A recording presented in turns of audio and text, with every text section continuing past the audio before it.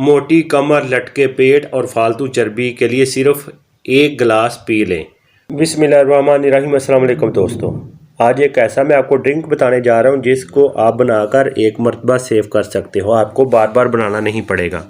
बहुत ही आसान तरीका बताता हूँ जिस पर अमल करने से आपका वज़न भी कम हो जाएगा।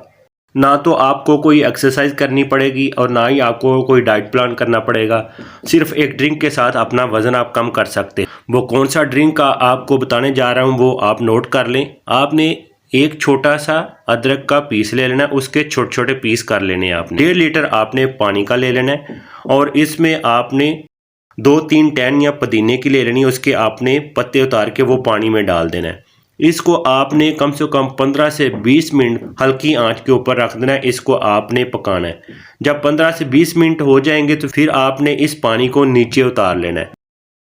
इसको आपने जो बीच में अदरक के पीस छोटे छोटे करके डाले हैं और पुदीने के, इसको आपने इसी तरह ही पानी को सेव कर लेना है। किसी बोतल में महफूज कर लें या किसी बर्तन में महफूज करके इसको आप रख लें। इसको आपने किस तरीके से यूज़ करना है, सुबह को आपने नाश्ता करने से पहले 1 गिलास आपने लेना है, उसको आपने नीम गर्म कर लेना और 1 लेमन आपने उसके अंदर निचोड़ देना है।